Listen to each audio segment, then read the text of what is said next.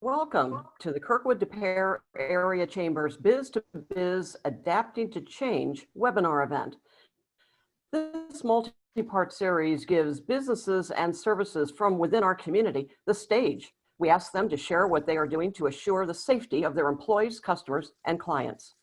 Thus far, the conversations have reaffirmed the priority of local businesses and services to address safety and other evolving issues, and their commitment to support each other where needed. Our conversations are industry specific. We've talked with business people that represent services for older adults and people who live with disabilities, sponsored by Martha's Hands, office settings, sponsored by Fairway Mortgage, travel and tourism, sponsored by Audi of Kirkwood, and today the food industry, sponsored by SERVPRO. I'm Joan Pace of alwaysaboomer.com, presenting sponsor of Biz-2-Biz Adapting to Change. I write clear, concise, and responsive copy for your marketing, website, blog, and fundraising needs. The sponsor of today's webinar, which will focus on the food industry, is SERVPRO of West Kirkwood, Sunset Hills, and SERVPROs of Fenton, South Ballwin, and Overland, Cool Valley. I introduce to you Jan Mullaney, Director of Sales and Marketing of SERVPRO. Jan? Good morning, everyone. I'm Jan Mullaney. I am the Director of Sales and Marketing for SERVPRO of West Kirkwood, Sunset Hills, Fenton, South Ballwin, and Overland, Cool Valley. If you notice that just added another franchise, Sandy and Jeff Chestnut that own the franchise. They were in the process of purchasing that SERVPRO before COVID started, and it came to be during COVID. So we now market up to that area. SERVPRO is the nationwide leader of fire and water restoration. But with that being said, we are also individually owned franchises, and Sandy and Jeff Chestnut do own our franchise, and those franchises are only for marketing purposes only. If you have a business or home anywhere else and you guys need our services, all you have to do is call my office, or you can call my cell, and we go anywhere to help our clients.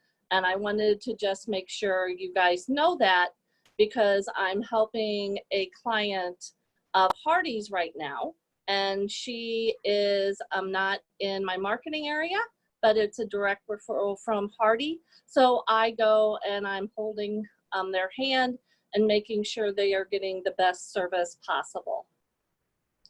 Everyone knows that we do fire and water. We do commercial as well as residential. Some of the things you are not aware of the services we provide is air duct cleaning. We do carpet cleaning. We are certified mold remediators.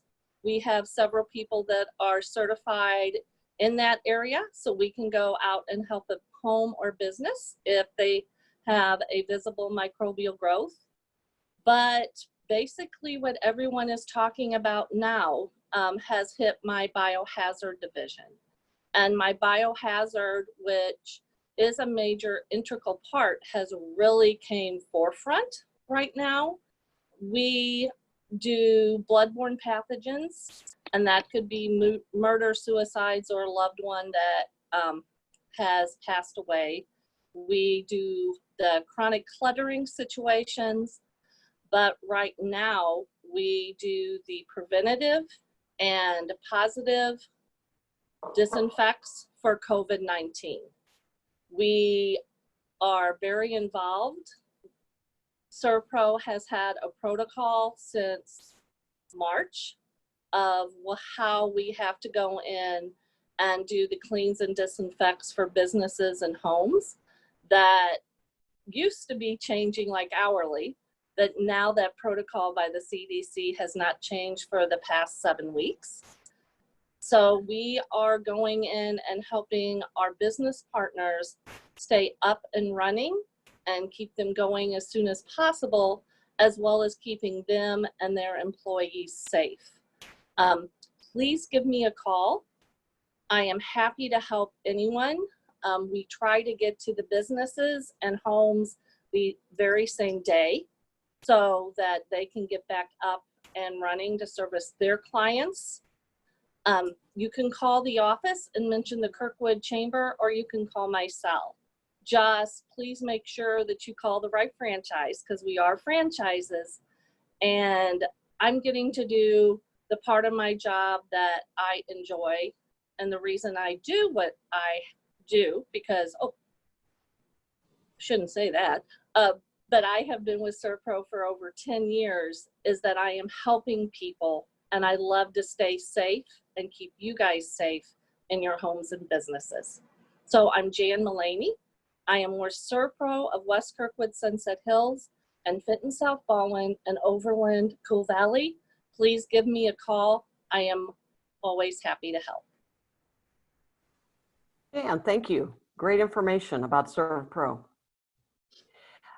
Just a reminder, our webinars are interactive, and we'll do our best to pass on your questions, which you can submit via the chat option following our initial conversation.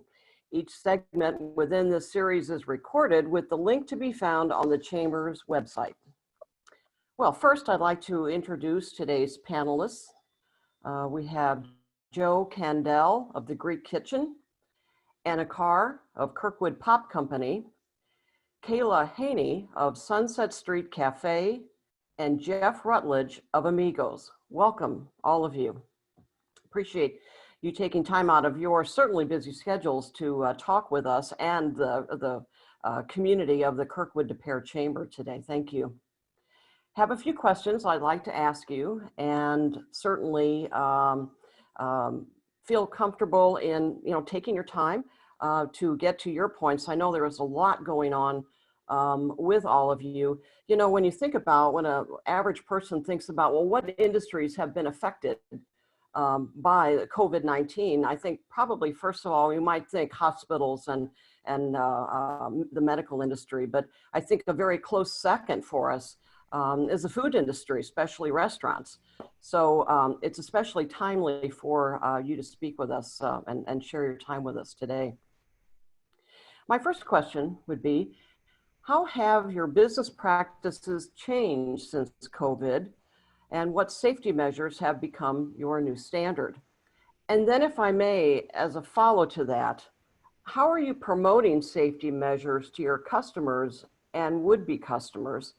And are you doing things differently in terms of staying in contact with your customers or would-be customers? So, long story short, what are you doing differently in terms of your business? What safety measures have become your new standard? And how are you letting your customers and would-be customers, how are you making them aware of the changes that you're making for their safety? So how about if we start with Joe today, Joe Candell of the Greek Kitchen. Joe? Thanks for having me on today. It was one of those times where a lot of the people in the restaurant business did not know what to expect. A lot of us were just winging it at the beginning. We weren't sure. We were getting mixed information from, whether it's local TV stations, from the governor's website. But we did know that we had to do everything that we possibly could to make sure that our customers were in the most sanitary conditions that we could possibly provide. And a lot of people that are not in the restaurant business don't realize how much more of an expense it is for the restaurant owners. All the disinfectant, the masks, and they were very expensive at the beginning and very hard to find. So we wanted to make sure that our customers, when they came in, that they knew that we were upholding to the CDC standards and the state standards, as well as the county. Every time somebody gets up from the table, we have to disinfect the table, we disinfect the chairs, the doorknobs, coming in and out of the two front doors that we have. We are doing the social distancing as we always have, and even though they were allowing us more people coming in a short time ago, we still kept our table numbers down and relied more on takeout food, which has kept a lot of us in business, I believe. One of the biggest concerns that we had was to keep our employees working. We only had, I believe, one person take unemployment. The rest of them, it was so important to us because we could have closed down for a while.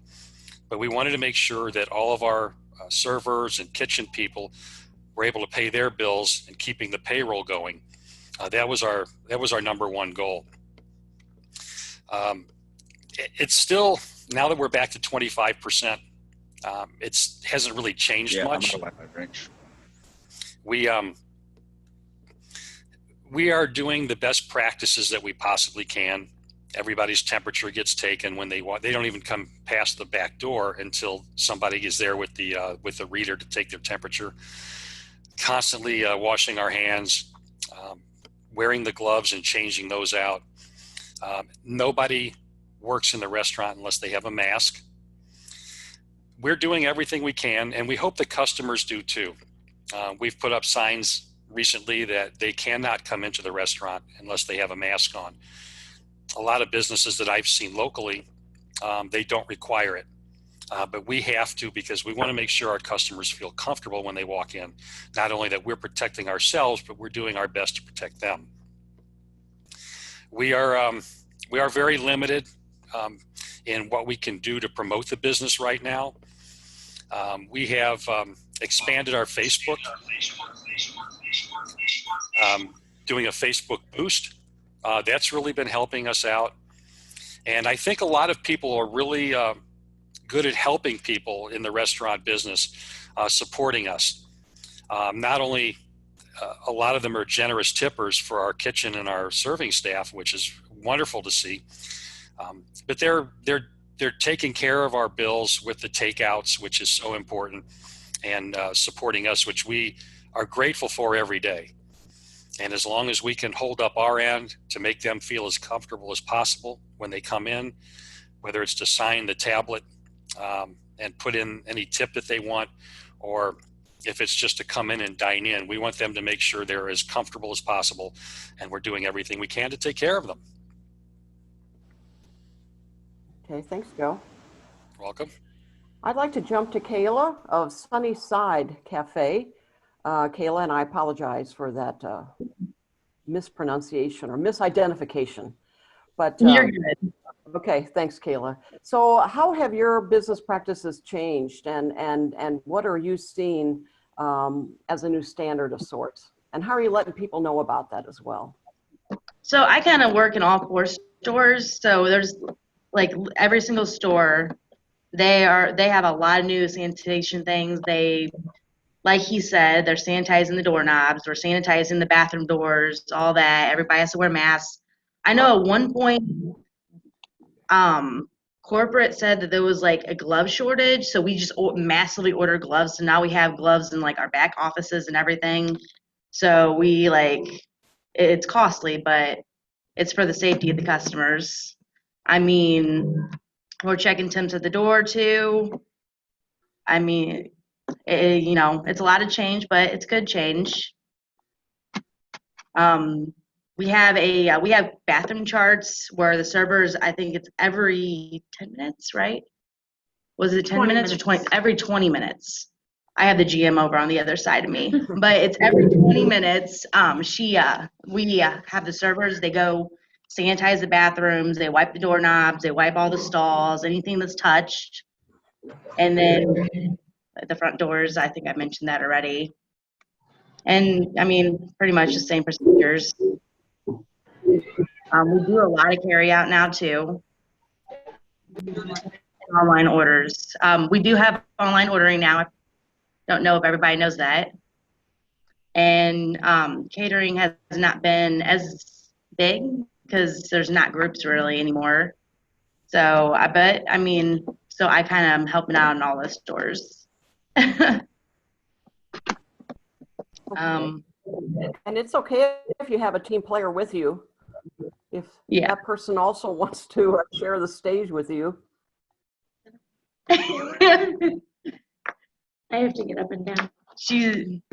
And Kayla, how are you letting people in the community, you know, you've said how you're letting your customers know differences and what you're doing to keep them safe. What about the broader community? Are you doing any kind of marketing differently, or is there anything that you... Yes, we have a Facebook page, and it tells about all the sanitation stuff on there.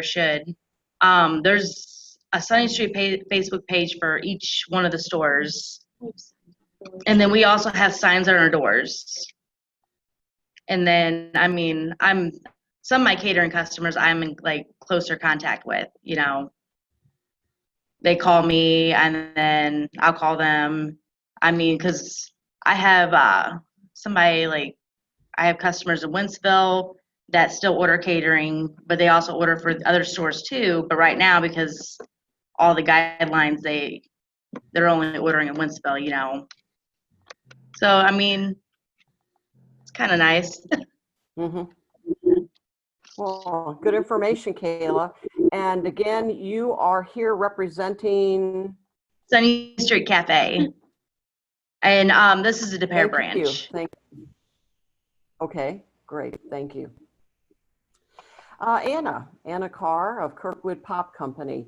How have your business practices changed? And are there some of those that have become like a new standard for you? And then how are you letting your customers and people in the community, how are you helping them become aware of your safety measures? Yeah, I mean, right in the beginning, luckily we have a smaller staff at Popco, so it was kind of easier to let people know that we're going to be taking those measures. So it was really just me who was working for the first probably 2 months or so in the store. So bringing the staff down to just having one person there definitely made the customers feel more comfortable coming in, knowing that it was just one person who'd been there. We've been taking temperatures. We've got like a temperature log. They can't clock in until their temperature has been taken now that we have brought some more people on. We're doing just increasing how frequently we're cleaning everything. Before we had good sanitation measures in place. Now it's just a more frequent wash your hands after every transaction. And if you're touching anything, putting bags on the shelf, packaging, you're wearing gloves as per usual, but also a mask, and people can't come in without a mask. We've made that pretty clear, like on our chalkboard outside of the store in the front, and we've got signage all over. We've got 6 feet apart on the floor, so people know where they can walk and everything.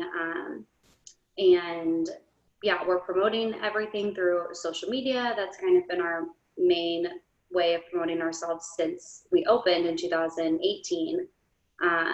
Which has really been beneficial because more people are using social media now, and seeing all of the businesses that are still open and that are doing things. So yeah, that's really helped. Right at the beginning of everything, our online sales really increased because a lot of companies were sending to their staff who were at home and things like that. But we did have a lot of events that were canceled and things like that. So that put a, pushback on all of our orders and our production schedule.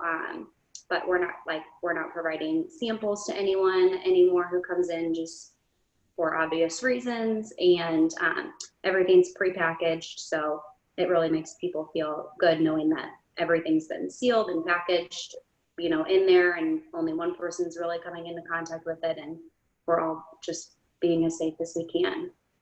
Mm-hmm. Great. Thanks, Anna. Our next panelist would be Jeff Rutledge of Amigos in Kirkwood. Jeff, how have your business practices changed? Have any of those safety measures become a new standard for you? And then how are you letting your customers on site be more aware of your safety measures, or also the broader community? How are you letting customers and would-be customers aware of your changes? Well, when you first walk up to Amigos, we have explain processes. Like everyone else, we are, since we start the wiping down, the gloves, all that. I think I think all of us have found pretty much an industry standard of how we're doing that. And it's not just, all of us have the safety of both the customers coming in and even more importantly, the safety of keeping our staff safe and healthy. Obviously everyone's wearing masks. But yeah, we let people know as soon as they walk up to the door. We're limiting people at the front door. We have switched from add your name to the wait list to reservation only. That way we can control the number of people coming in. When people arrive, they are to text us that they have arrived, or one person comes in to check in to add their name to the wait if we have one, or to check to see if we have a table available. We clean and sanitize the tables top to bottom as soon as everyone gets up. We clean and sanitize ourselves anytime we have direct interaction with the customers. We're close to at times 50% curbside and carryout orders. So that is a completely new standard of practice that we had to implement basically on the fly from the start. When we first opened up, we were just curbside, open back up, I should say. So how are we doing that? We don't have a bar right now. We still sell alcohol and sell alcohol to go, and that's wonderful. But you can't be within 6 feet of where the drinks are being made. So that cuts out a quarter of our bar, and the other 3/4 of our bar is setting up food to go. We have the 2 spots up front, which is also wonderful. It allows easy transaction. People can put their names, their car type, everything else. We're putting the stuff in passenger side or in the back, least contact as possible with the customers. Yeah, the only issue that we're really running into is reminding people that they need to wear their mask when they come in. And I think if we were all on the same page that as businesses that masks are required, that it becomes a better habit. I was incredibly happy to see the large chains get on board with wearing masks. Haven't really had any, viral videos of people getting upset or anything, but we've had some huffs and puffs about it, but I absolutely believe they're necessary for the safety of our customers and for the safety of our staff, and keeping my staff employed and healthy is the top of our priority list right now. So something as simple as that. I have masks at the door. I have masks when you walk by. I have masks, at the back door, out on our back porch. The masks at the front door aren't as much. There are some we have to remind them, but most people put it on. Masks when people get up from the table is where I'm seeing that we have to remind people the most. They think, or once they get to the table, they're safe. So that's a constant thing that we're having to do. But other than that, yeah, restaurant industry is a completely new world now, and I think we've all adjusted, but we've gotten used over the last 3 months to adjust on the fly. I think from the start, Paige and Kristen have done a good job of putting out coherent messages that we can, the Monday messages that come out, we can read it. All right, we can digest it. All right, what do we have to do to change? Went up to 50%. Okay, what do we have to do to be at 50%?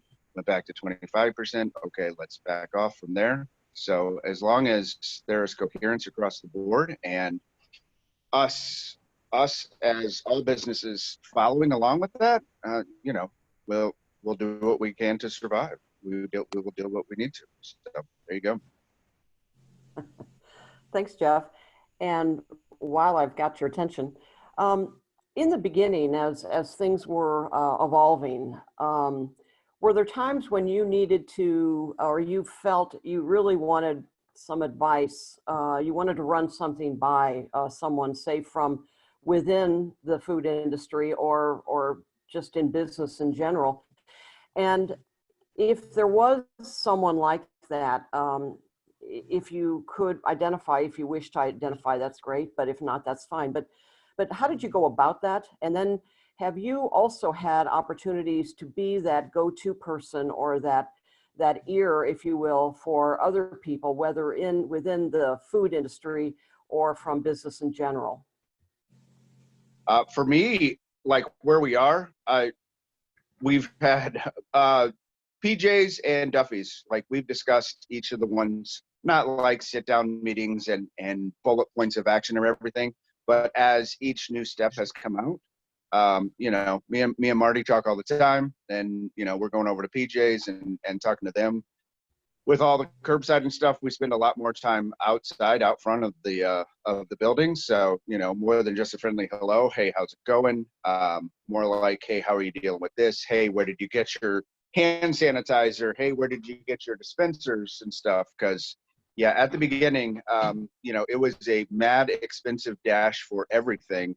And then finally, like a month later, everybody had it in stock and I could get it from everywhere. But it's like, all right, what will actually work the best? You know, because we were all, I'm sure all of us were looking online going, all right, I can't get sanitizer, I can't get a mask, I can't, you know.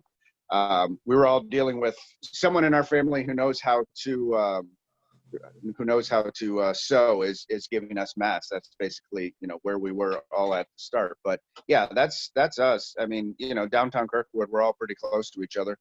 We all get along, so that's who we've been going to. That's who I've been going to over here. It's just we discuss it amongst ourselves of how we're handling it. Talked to Gerard a couple of times as well over at Club Taco, but yeah, you know, just kind of in it as a community of us restaurant people trying to figure out the best way forward. Mm-hmm. Thanks, Jeff. And Joe, your thoughts on this? Someone that you turn to for advice or to work with, and then someone that maybe approached you as that listener or that advisor. Well, to be honest with you, we have not really been in Kirkwood that long. We're coming up on our second year.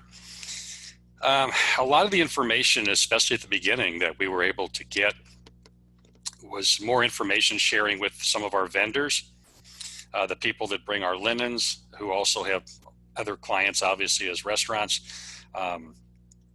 Some of the other guys that do services for us. It was a great way to find out what other restaurant people were doing. We don't really know many of the owners of the other restaurants in the Kirkwood area yet. We also have some employees that work multiple jobs, and sometimes they'll say, okay, this is what we're doing over here.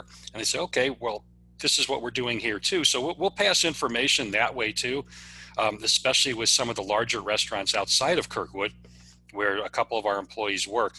So we are exchanging information, mostly at the beginning, not as much now because the guidelines are a little more set now. Getting the, as Mr. Rutledge was saying, getting the stuff at the beginning, the sanitizer, you almost had to look for a black market somewhere. I mean, it was so hard to find it. And you were paying a lot of money to get it when you could get it. So we also got some tips from one of our vendors that said, okay, we have a pipeline for some sanitizer. This is what it's going to run you. I said, okay, but you know, eventually the price would come down. So basically from our vendors and from some of our employees that do work other jobs, that's where we've been getting some really good information from and offering the same information as we feel that we're doing things the right way. And we're happy to pass that along as well. Mm-hmm. Great. Thank you, Joe. Anna, has there been someone that you turn to in terms of advice during the process? And have there been people that have turned to you as an advisor of sorts as well? Well, my dad owns 119 North, which is right across from us. So he's been a great resource the whole time, just looking for advice. What should we do about this? How should we, you know, show people that we're implementing stronger safety measures and things like that. So that's been very helpful. We work closely with all the guys at Amigos. So that's been really helpful too. Even it's hard because there aren't a lot of similar businesses to what we're doing. You know, there were a lot of businesses that did close down. We never closed. So even from the beginning, we stayed open doing curbside and things like that. There were people who would come into the store still. But, you know, we talked to the guys in Amigos and 119 who were doing curbside as well, seeing kind of what worked for them, what didn't work, how they were promoting all of that. So, I mean, that's pretty much it. It's hard to, you know, look for people because none of us have experienced something like this. So just looking to the people who've been open longer than we have and things like that has just been a big help, definitely. Mm-hmm. Thanks, Anna. Kayla, has there been another business, whether within the food industry or from throughout the broader community, that you turned to for some advice or suggestions, and then did others turn to you as well for advice? So we have other locations. So what we do, we talk to our regional manager, Bill Clinton, and he goes from 4 stores too. So from those stores, we all kind of pull ideas from each other. And then we have a branch in DePere and Wildwood. So the Wildwood and DePere store, you know, because they have similar procedures, they pull from each other. And then we have, they have stores in Ohio and also Texas, and they pulled like the standards from all the states as well, because they're all the same. Like they all have the same procedures. They strict sanitation procedures, strict like all procedures. You know what I mean? And so that's kind of where we get our information from. And we, you know, we kind of have to do what they tell us to do. Sure. Yeah. Well, and we had a question that I would normally wait till the end, but I think it kind of fits into what we're talking about right now, and that is for any of the panelists to respond. Have you put updated COVID-19 information on your websites, or you know, in any way that customers would be able to continually see as you make, you know, stronger changes, or you've been able to, say, backtrack from allowing more people to be seated and that type of thing? I believe we have. I know we've definitely been advertising, like we do packaging, like for catering. I definitely know we've been doing that. For catering, we do individual packaging on anything on our menu, on the catering menu. If they need something off the menu by any chance, we do individual packaging. So that way, that makes our customers feel really comfortable with that. And I know we advertise that. And I know they advertise some stuff on their page. I believe because they updated their business hours twice, and it got updated on the Facebook. And then And what then you don't think keep they? customers aware of changes you're making with regard to safety issues and things like that? Yes, we do. Okay, okay. And then we also put signs up telling them about all the safety procedures we're going through too. Mm-hmm. On our door. Okay, thanks, Kayla. And other panelists, any thoughts? Do you find that you need to update your customer apps to make sure that everybody is aware of what your expectations are related to safety? Joe? We don't have an app. We just we do encourage people to go to our website, and we really haven't had to make that many changes lately, except for just the percentage of capacity. Whenever we post a special that we're having at the end of the week, then we usually keep the same information available, that, you know, they can feel safe when they come in, all the sanitizing that we're doing. Outside of that, it's pretty much status quo right now. I think once we got over the initial hurdle of trying to figure out what we have to do to survive, and then what we have to do to pay our bills and keep everybody happy, nothing else has really changed. So it's just been the capacity percentage. Okay, thank you. Next question. At this point in time, and maybe even thinking back, but however you can update that as well, what is there that you might need from the Kirkwood DePere Chamber that would help you right now? What is it that you might need from the local, state, or federal governments that might help you as well? You know, anything that you might need from these entities that through which you can better ensure your viability, okay? And I think we'll start with Joe. Your thoughts? Well, you know, I think that a lot of people would agree that from the beginning, we've just got a lot of mixed messages. I think that more guidelines, more specific guidelines from the Fed on down, really, because some of the states don't know what the Fed's doing. You got mayors and governors, and everybody just seems to have different protocols. And I think if we had a more decisive protocol where everybody, okay, this is what you have to do, I think things would go a lot smoother. Right now, we're all just doing the best practices that we can without the guidelines that I think should have been in place from the beginning. But I think the restaurant owners, pretty much all of them, I would think, pretty much already know what to do to keep the place clean, how to keep their customers safe. I don't know if there would be anything else above and beyond that we can do or that anybody could advise us on. I think now we're all pretty much seasoned about this. It would have been nicer at the beginning, but I think right now we're all pretty much where we need to be and keeping everybody safe, customers and employees. Mm-hmm. And Jeff, your thoughts? Would you be agreeing with Joe on that? Oh, I would absolutely agree that, you know, which is why I pointed out Paige and Cruzen earlier, because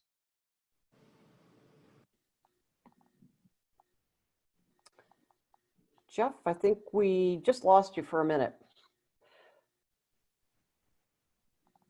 As you get ready to get back on, Anna, what anything that you could look to St. Louis the County. chamber? Okay, I'm sorry, Jeff. Yeah, can you hear me? Yes. Good. But yeah, all the different counties are different, which does not help at all, honestly. I would totally agree that not having a uniform policy throughout is burdensome, just because, all right, which one do we follow? But you know, someone who drives from Arnold isn't going to necessarily think, oh, I need to wear a mask, or St. Charles. So uniform policy is great. The other thing that we have a question on, and you know, we went through it and many other restaurants went through it, and quite frankly, we're all probably at some point in time going to go through it. What is the step-by-step exact procedure to do when an employee tests positive? What do we do to safely ensure that the restaurant is safe, that every customer that came in is safe? We have no contact tracing, so therefore, did they get it from a customer? Did we give it to a customer? We just don't know. So what should we do? When we had someone, which was, you know, several months ago, we closed down for 10 days. But not to name names, other businesses around us closed down for 2 days. Is it just okay that we sanitize the entire place, or should everyone that come into contact with that person be in quarantine until they get a negative test result, or until they are in quarantine for 14 days? There is no uniform policy of what to do. And with, you know, 2 new cases. Mm-hmm. Okay, Jeff, thanks for your thoughts. Anna, do you have thoughts about Today. Okay. Okay, Jeff, thank you. Anna, your thoughts? Yeah, I definitely agree. I mean, having something in place, having everyone kind of following the same rules would be very beneficial right now. I know that, I mean, this is something that we haven't experienced and it's new to everyone. So I understand that they're testing things and they're looking for what's going to work best for every business and for every person, and, you know, for the health and safety of everyone. So I am pretty understanding with how things are kind of jumbled around right now. It does make it really difficult for a lot of the businesses with there not being a, you know, a standard or a protocol for when things like this are happening. But I mean, I think what we're seeing with, you know, make sure you're closing down if someone tests positive, things like that. I just think that if there was a way to regulate, if you test positive or someone in your business does test positive, that they're really implementing the measures that they're saying should be done. Like if, you know, you need to be closed for 10 days, that needs to be implemented. But like Jeff was saying, there's some places that only close for a few days, some places that are closing for, you know, 10 to 14 days. So I think just having more of an implementation of the standards and practices that need to be done would be a better guideline and a better pathway for us to, you know, stay positive and have everything kind of get back to whatever the new normal is going to be. Mhm. Thank you, Anna. Kayla, anything that either the Kirkwood DePere Chamber could help you with at this point, or anything you look to, say, the local, state, and federal government to help you at this point? I would definitely just agree with the guidelines. I think that's extremely important because, I mean, we haven't had any positive tests yet, but like, what happens if we do? How long should we be shut down? I mean, should we just shut down to sanitize? Should we shut down for 10 days? Should we shut down for 2 weeks, you know? Just so to make sure everybody doesn't have it, you know? I mean, and then I know, I personally, you know people like distant family. It's like in different states and stuff, like that I don't come in contact with, obviously, but they told me it took them 2 weeks to get a COVID test. Like one of my cousins, like, and it's just crazy. Like, if they could do that faster too, so we absolutely know before it could spread, that'd be great too. I've also heard like from people from in this state too, but I kind of don't talk to them, or really, I mean, I talk to them, but I don't really come in contact with them because we kind of stay to our family at my house. And anyways, you know, and that would help a lot. And then knowing exactly what to do, just better guidelines, and then just kind of getting more businesses out there too, because, you know, we're all in this together. Would be great. Thanks, Kayla. Jan Mullaney with SERVPRO. Is there anything that you need from the Kirkwood DePere Chamber at this point? Is there anything that you consider, well, I wonder if I should ask them about, or I really could use their support of me in this way? And as well, any help from local, state, and federal government? What are your thoughts on that? But I'm going to start with the last question first. I do not need any help. We are dictated by the CDC, and we are dictated by SERVPRO Corporate. We have very strict guidelines that we have to follow, and all of my remediation needs, be it fire, water, or also right now the COVID-19, we have a protocol from the CDC that we follow. That is, it works, and it does what they hope it does. We are able to minimize and help businesses keep open. If any of the restaurants want to give me a call, I'm more than happy to discuss it, because I am going into restaurants and I can let you guys know what our information from the CDC is about what we have to do and how to keep you guys up and running. As for the chamber, I've been trying to make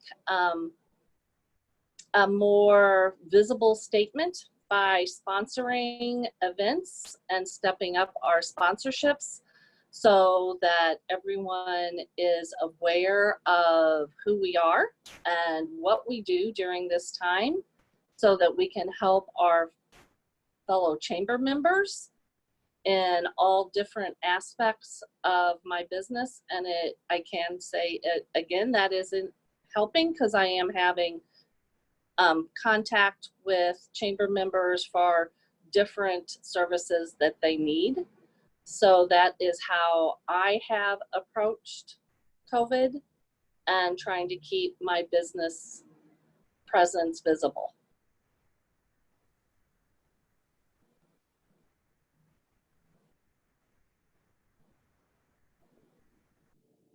Joan, you're muted.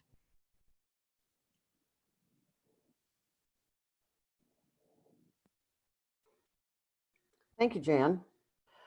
Last question for our panelists this morning. Has there been a silver lining to the COVID-19 situation? Has there been a something that's actually happened?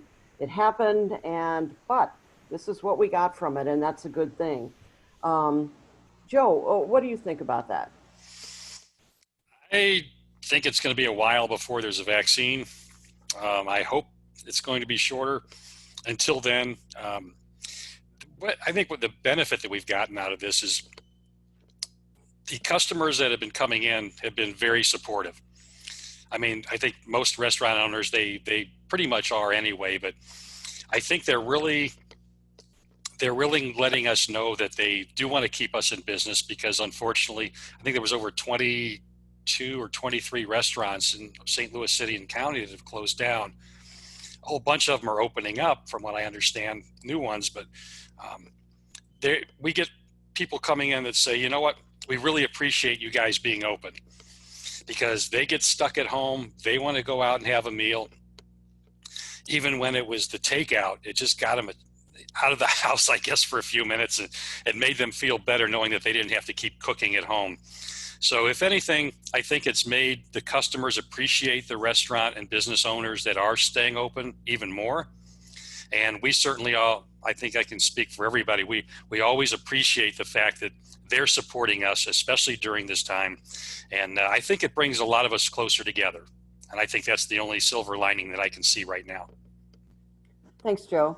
Jeff, You're your welcome. thoughts? Yeah, I'd agree completely. Both when we started on the curbside, as soon as we opened the doors, both the reaction online and then people ordering, and then as we have gone through the steps of opening inside and everything else, the community has been great. Obviously, sales aren't what they would be, but again, with more to goes and everything else, people are coming out and supporting us to the level of their comfort, and the support has been amazing. And they inquire about our staff and how everything's going, and they genuinely care that we are here, that we have been here for a while, and that we continue to be here, because Amigos is a part of who Kirkwood is. So yeah, it's been heartwarming to have the customers' level of engagement and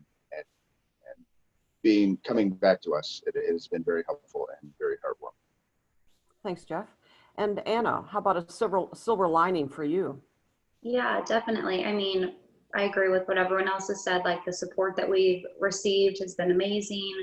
Right when everything first hit, we made it known that we were still open and we were doing online sales, and we just had an overwhelming number of people who were, shipping to friends in other states and other cities, and that was really great to see. We've got a map in the store of all the places we've shipped to, and it's pretty much every state in the country now, with how many people have been sending to their friends and sending to their family. And we've had some other businesses who have been sending to their employees, and we implemented like a popcorn route that we would deliver it to your door if you didn't want to leave. That was really successful. So the number of new customers that we've received with the stay-at-home orders and everything has been great. I'm sad that people are having to stay home, but it is really nice that we're seeing more orders and more people kind of getting to experience what we can offer.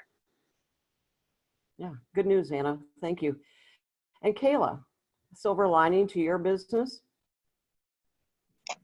I definitely agree with the other stores. We're seeing a lot more customers. We're also seeing a lot of the regular spaces, like even just carry out, delivery, all that. We're seeing just our customers are so supportive. I mean, everybody is. And then I've also noticed, like, with the employees, when we first, like, they first did the shutdown, we didn't have that many employees in the restaurant because obviously, we're just doing carry out delivery. And we did so much for the employees that were staying at home. And like, we made them these brunches and had employee like appreciation days. and, you know, too, and it just, our employees are close together too now too, like they're closer, I don't know. And then, and then we've had a regular, since we closed down, we've had regulars just come in every day, just ordering carry out. We've had regulars come in every day since we reopened, and it's just such a supportive community. That's great. That's great news, Kayla. Thank you. And then if I could, with a wrap up, kind of a last question, keeping in mind that this webinar series is listened to or watched beyond the walls of Kirkwood area, Kirkwood De Pere Area Chamber. How about each of you give us the your 2 favorite dishes at your establishment? Kayla?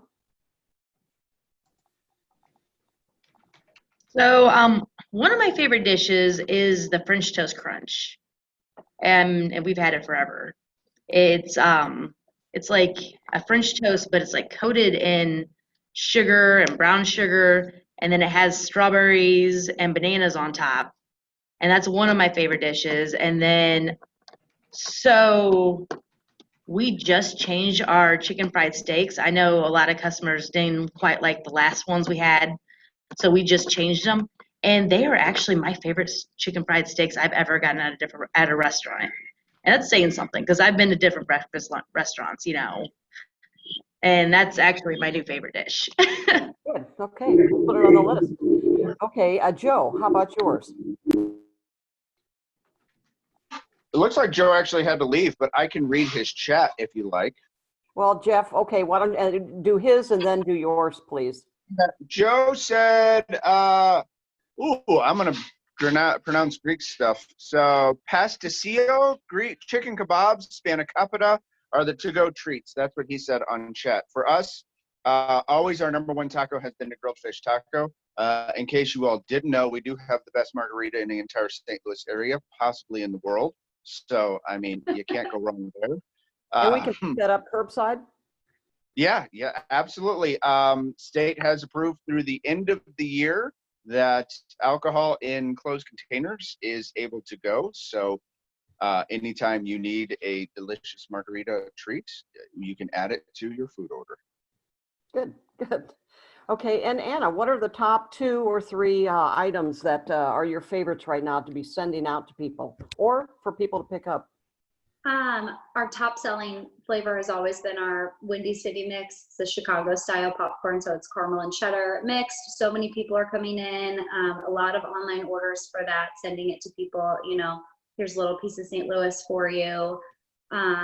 So that's a popular one. We just put out our flavor of the month for August is key lime pie. So it's a popcorn doused in white chocolate with lime and graham cracker crumbs. It is so good. It's addicting. I have an empty bag sitting right next to me. I mean, everyone in my house loves it. Everyone's been loving it so far. If you're looking for something sweet, but then if you're more of a savory person, the white cheddar jalapeno is the best one. It's like queso, but popcorn. So you get the crunch, you get the queso. It's delicious. Great, great. Thanks, Anna. Well, thank you all for this conversation today. A special thanks to Jan, a SERVPRO, our webinar sponsor, and to each of our dynamic panelists today. We appreciate your willingness to talk with us and the community during these changing times. Biz-2-Biz Adapting to Change will continue on Wednesday, August 5th, with a focus on medical dental services. To learn more or to register for the Chamber's upcoming in-person luncheon at Greenbrier on Tuesday, August 11th, which will be limited to 50 attendees, or to listen again to this conversation and others, please visit us at kirkwooddepere.com. On behalf of the Kirkwood De Pere Chamber, thank you for your commitment to our community.